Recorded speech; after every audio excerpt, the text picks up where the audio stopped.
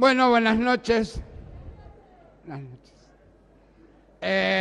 Yo cuando venía para aquí, para Guadalajara, pensando en las cuevas de mi vida, me acordé particularmente de una, el último piso en el que viví en Santiago de Compostela. Cuando decidí no seguir compartiendo piso, hacerme adulto, hacer las cosas por mi propio peso, bueno, vivir la vida con libertades, o sea, hace unos 3 años, me alquilé un piso en Santiago al que yo denominaba, porque no habíamos estado hablando de cuevas, yo le denominaba el Zuloft, una mezcla de zulo por la oscuridad con loft porque estaba todo en un mismo espacio, aproximadamente unos 20 metros cuadrados.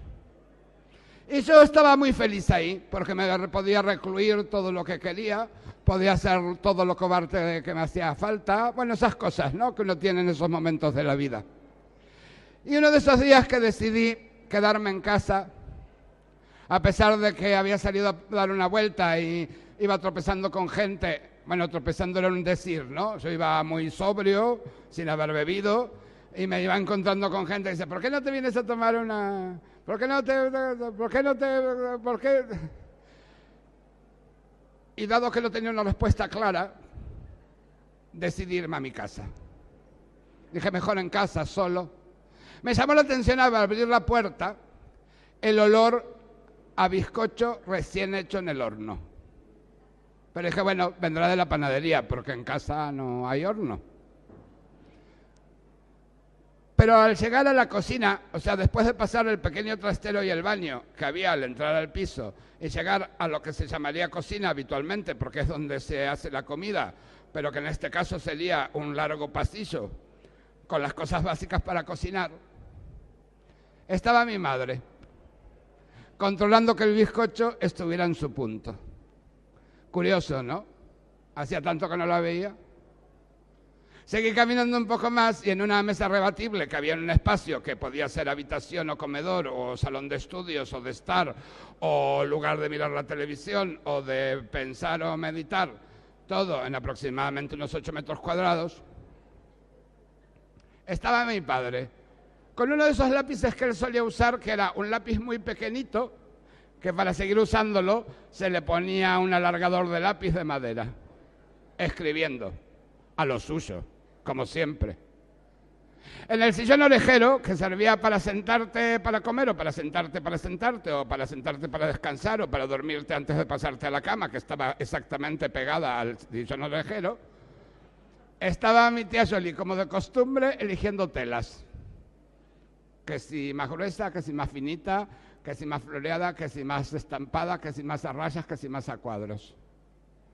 Curiosamente, enfrente de mi tía estaba en una silla mi abuelo, cosiendo un botón, acabando. Ese momento donde, como era un botón de abrigo, le empiezas a dar vuelta alrededor de la costura para que quede separada de la tela y pueda entrar la tela que es gorda. Dudé por un momento si había entrado a mi casa. Porque en realidad yo había entrado a mi casa para estar solo. Para eso te metes en una cueva, en los tiempos que corren. Supongo que en la antigüedad, cuando la cueva se usaba para todo, entrarías para otras cosas también. Así que me fui a dormir, pensando que era más cobarde de lo que creía. Porque no solo me iba a mi casa, sino que no me ponía a hablar con nadie de los que estaban. Cuando me desperté, por suerte, no había ninguno. Y creo que no van a volver a visitarme. Pero hacía sol, cosa curiosa en Santiago de Compostela. Dije, nada, me salgo a caminar, que son las fiestas. Y salí a caminar por la Alameda y me compré unos churros porque no había desayunado. Y enfrente de los churros estaba el de la tómbola. Que yo no sé si los que atienden en las tómbolas estudian todos en la misma universidad.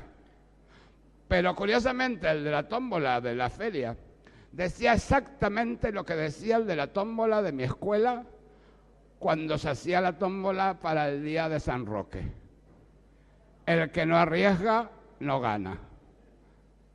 Y yo me fui escuchando aquello y pensando que en los tiempos que corren a lo mejor hay que salir de la cueva.